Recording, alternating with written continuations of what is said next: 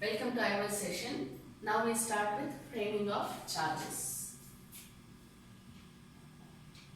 Framing of issues is done. So now we go to framing of charges. As all of you know, issues refers to the civil cases, whereas charges are for criminal cases. Charges are based on offences committed by individuals, companies, cooperative societies, banks, either artificial or natural person. Okay? So charges means the offences, the provisions of the offences on which the punishment is based. Okay? So now in order to, if we have to know charges, if we have to frame charges, what you should be ready with is the sections of IPC or whichever other criminal act which is attracted. Okay? So any act that is attracted. See, for example, now if we have some food adulteration case, then you have to know the exact provisions of the Food Adulteration Act, Food Adulteration Prevention Act. Okay? If it is regarding POSCO, then you should know the relevant section. So whatever is the offence which is being committed, you have to know the sections. Now let me just tell you one thing. For the exam part, you should know the sections by heart. Because once you start once you become a judge, I don't think you will have to you will need to have everything by heart. Okay? So at least for the exam part, you be a little careful. Of course, you will be given the brief facts of the case for the framing of charges. Okay? But you have to think. See, what is very, very important. When we were doing the framing of issues, it was quite direct. Straight from facts of the case, whatever you had to decide upon, you took up those and then whether this is right, whether this is right, whether this is correct, whether this is sufficient. These were the questions which we framed when we were doing the framing of issues. When we are doing the framing of charges, you should have an alert mind. Why you should have an alert mind? Because, as I already told you in the beginning, civil cases, act is important. Intention is never given any importance. Criminal cases, intention is given importance. Am I right? Mens rea. Intention is given utmost importance. Whether there is the commission of offence or not is not the criteria. Whether the offence was committed or not is not the criteria. When you refer to the IPC itself, you will see. Irrespective of whether there is commission of offence or not. Am I right? So what they give importance to? The intention. If I go on, I have a intention to commit murder on one person. But what I do, instead of that person, I commit the murder of another person. By mistake it happens. I cannot escape the law saying that, sir, I never meant to murder this person. I meant to murder this person. By mistake he came in. What can I do? Will the judge say, oh my God, is that true? Then okay, you can go home. Will he do that? No. He will say, whatever it is, you had an intention to commit the murder and you have committed murder. It's not whether committing murder of A or B. That's not the criteria here.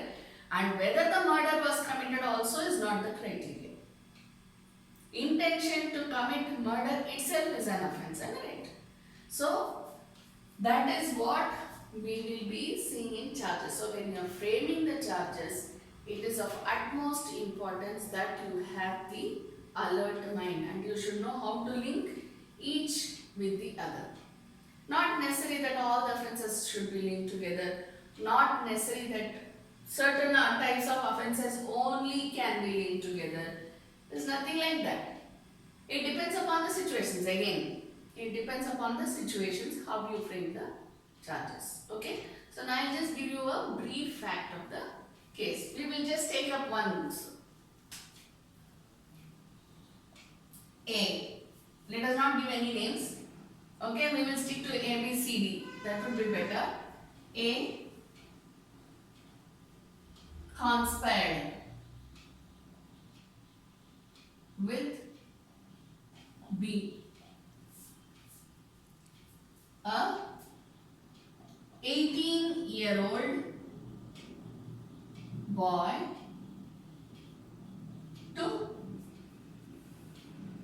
commit robbery or say murder. Anything you want, you can write. Okay, whatever is the offense that you would like to write, please write. I am just giving you an example, that's it. To commit robbery or murder on C. Okay, so here, this is a very too brief, okay, but let me just tell you how you will frame the charges over here. Of course, the beginning portion will contain this court, name of the court, I, so and so, the judge name will be here, which court, do hereby frame the charges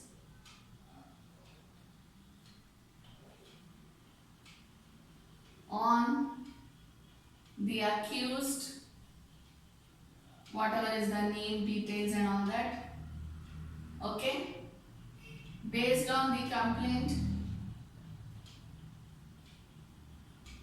filed before me.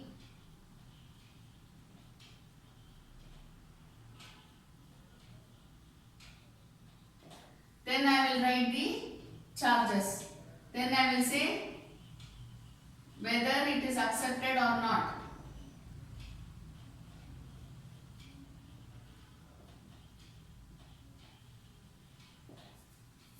Then I will put, not I, the judge will put his seal, signature, date. Date will be here of course on the, at the very beginning. So you will have to put your seal and signature here. Here whether it is accepted or not, yes or no. All those who are practicing on the criminal side or those who have visited the criminal courts will know when the charges is being framed, the judge reads out the charge and then he says, is it true, do you accept or not? Then most often than not the accused says, no your honor, I don't accept whatever is the charges which has been framed. I am not at all involved in this. Am I right? At least you would have attended check bounce cases, dishonor of check cases. So, whether you have done this or not, no your honor. It is very rare that you have a plead guilty case. Right? So, this is how the basic is written. Now we go to the actual framing of charges. This is the format which I told you now. Now we go to the actual framing of charges. This is the brief facts of the case. So, who is being charged? You will write your own name, all those formats, whatever has to be done, okay? And then what you will write? A. So, how many accused are there? Who will be the complainant? C. Who is represented by the? What sort of case is this? This is a prosecution case. Am I right? This is not a private case. This is a prosecution case. Therefore, who will represent? Represented by the state. Now when I say state, does the state represent by itself? No. It will be represented by the jurisdictional police station.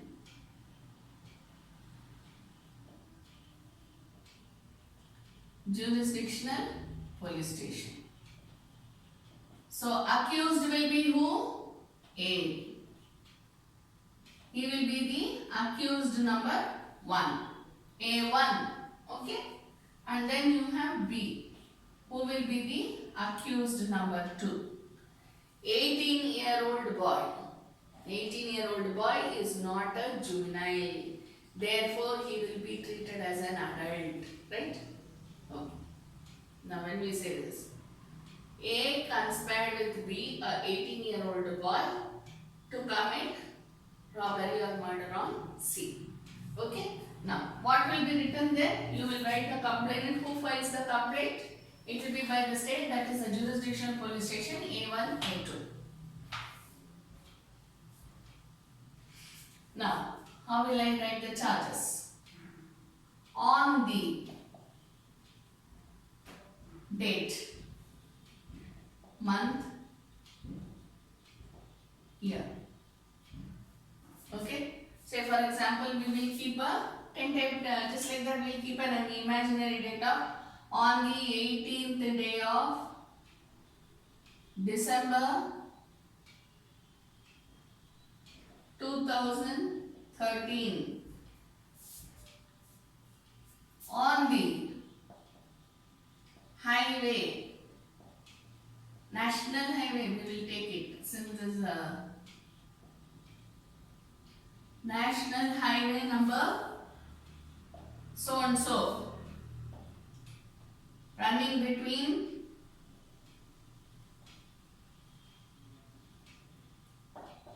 Pune and Belgaum.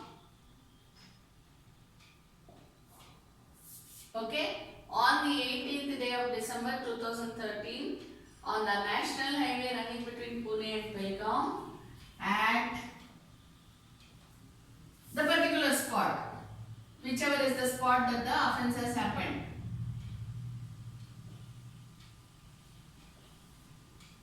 Okay, you along with you means who? A1, charges will be framed.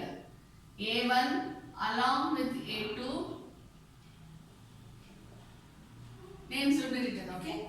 A1 along with A2 committed robbery on C. And then you will say that whatever are the robbed items, you will give the details of the robbed items. Now, suppose C was having a chain, robbery on C and forcibly took away. Obviously, robbery, am I right? Forcibly took away his chain worth 2 grams. Weighing, not worth. Weighing, not 2 grams, say 20 grams. 20 grams. And gold plated watch. Gold plated Titan watch.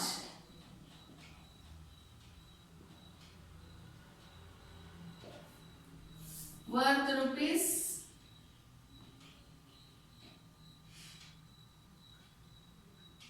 rupees say 10,000.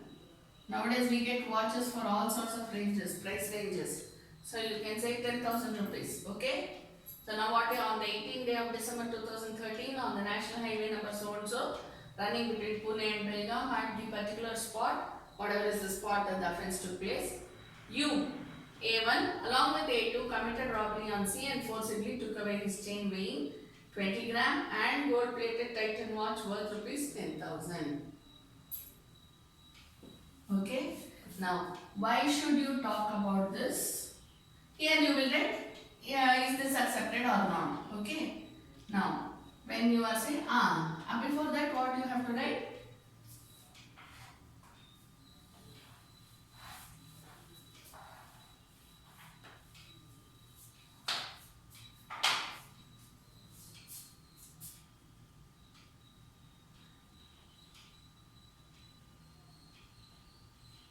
I also charge you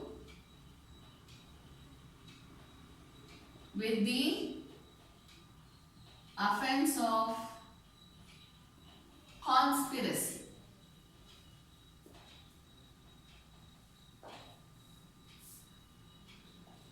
You are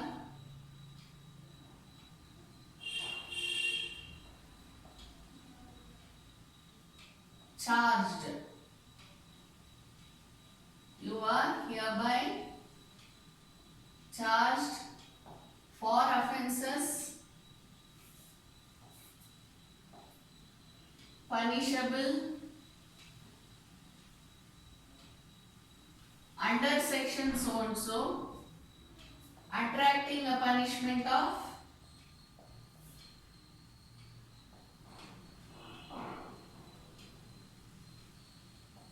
so and so. And again you write the same thing, offense. If you want you can can write like that. Otherwise, you can say charged for offences punishable under so and so, so and so, so and so for robbery and conspiracy.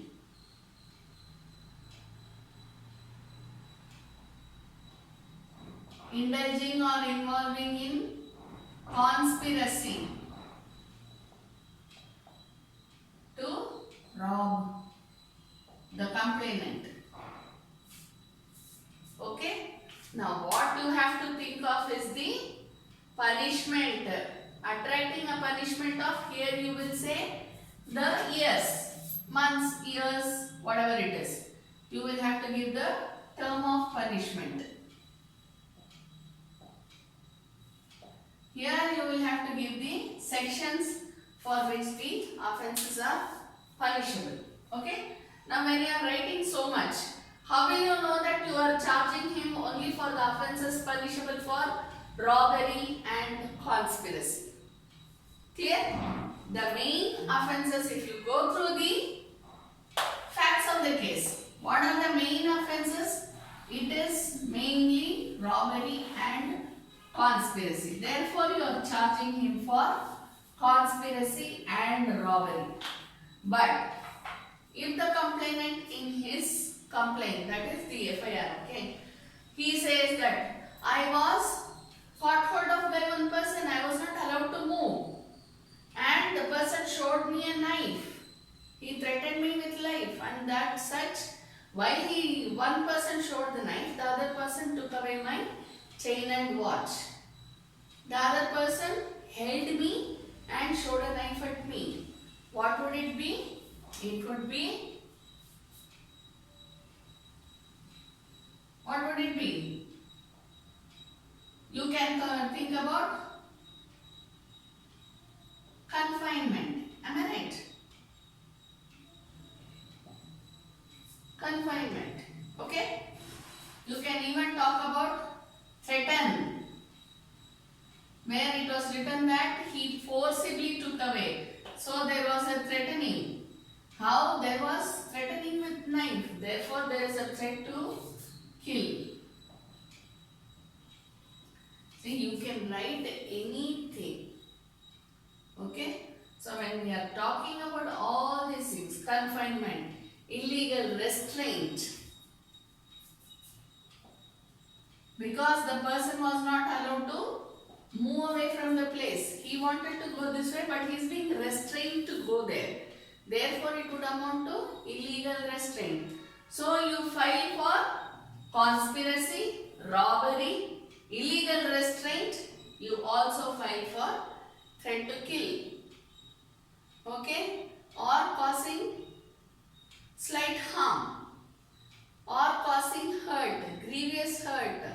You can go on and on and on and on based on the brief facts of the case. Clear?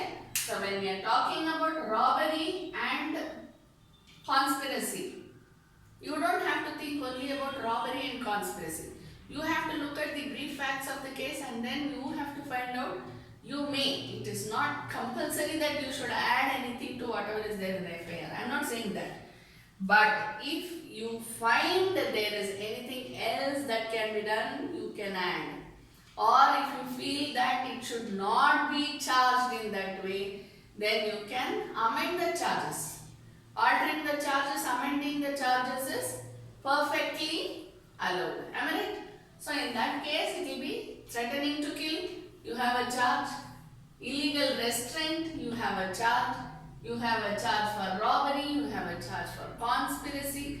You have 4 offences out of 2 offences now. What were the 2 offences? Conspiracy, robbery.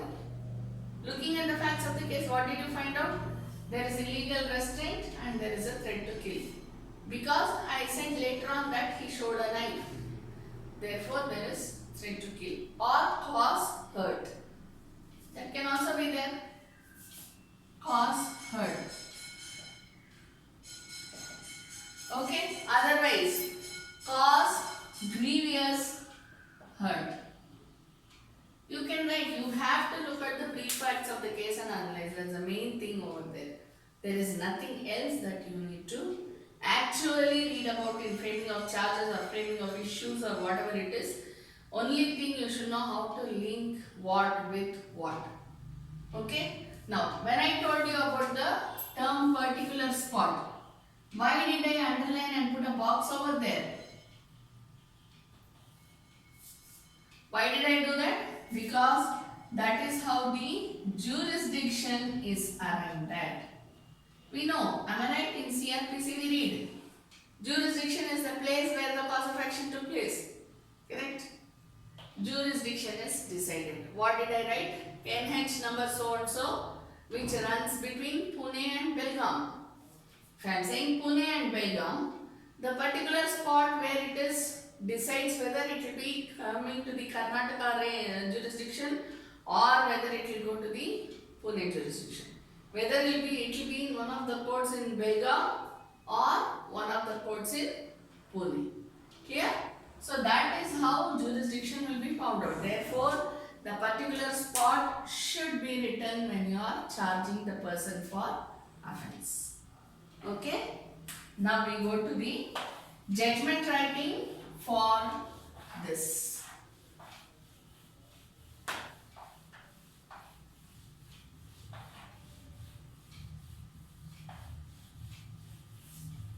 Judgment writing for this. Criminal judgment is very straightforward. Civil judgment is also straightforward. I don't need to say anything against that. But what I am trying to say is, this is like you just get on straight to the offence, the evidence produced and you are done with the case. Okay? Again, whoever produces the best evidence will get the judgment in his or her favor. Balance of facts, am I right? So now we go to the judgment writing for the criminal case. Again, as I told you, judgment writing, any wordings may be used. Okay? Just keep it in mind. Any wordings may be used, it's up to you. Only thing, it should be logical, it should be understandable, it should be simple. These are all the common guidelines. Otherwise, you can write whatever you want. You can begin in any way, you can end in any way. Only thing, it should be logical and there should be a decision at the end of the judgment. You cannot just leave it like that. I don't know what to do. You cannot leave it like that. There should be a decision at the end of the judgment. That's it. So you start in any way that you want. You go on to write it in any way that you want, but all the points should be covered. Please be careful about that. Okay? Now we start with the judgment writing for the offence charges which we file.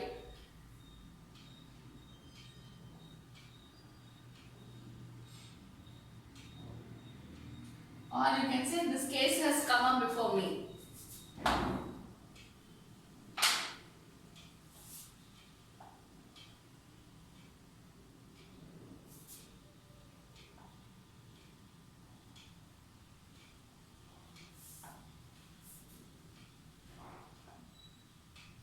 Based on the complaint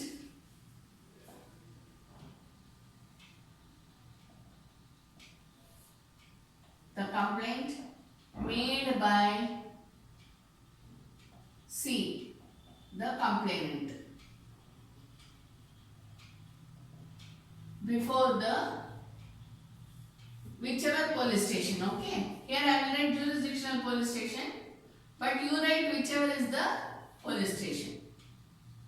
Jurisdictional police station. Okay. The FIR, the facts contented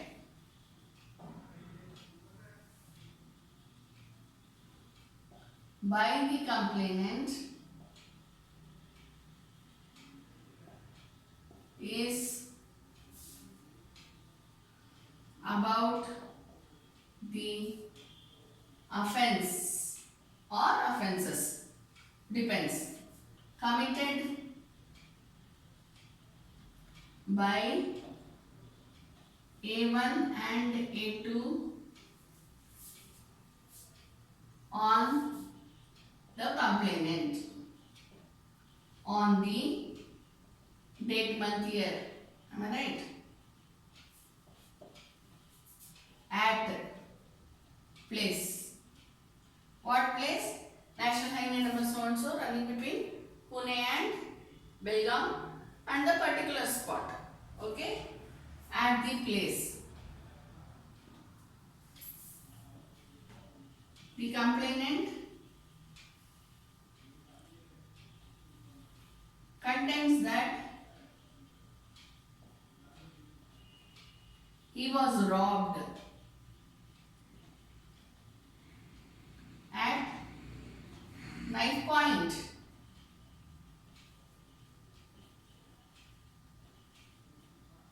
and wrongfully restrained.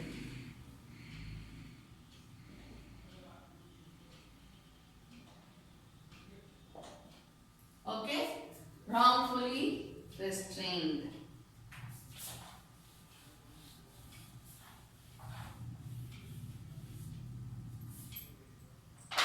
One pair. Clear? Next paragraph. The prosecution puts forth the contention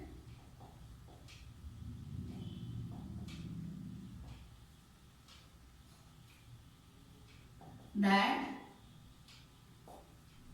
A1 and A2, don't write and like this, and, okay? A1 and A2 are habitual offenders.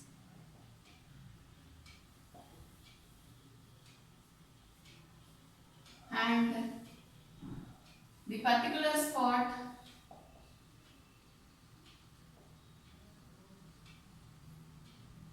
is their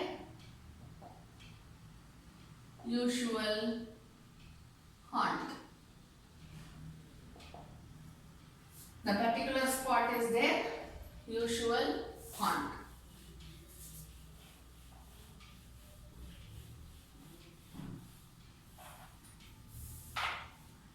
In its support,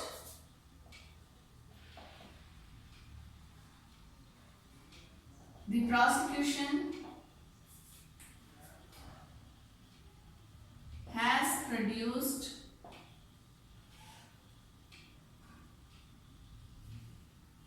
evidences which include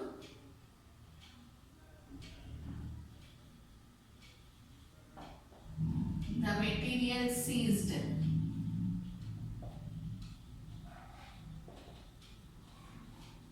that is the knife. Okay, that is the knife which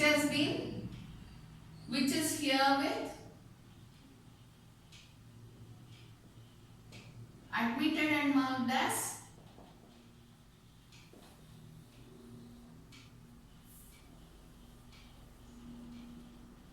exhibit,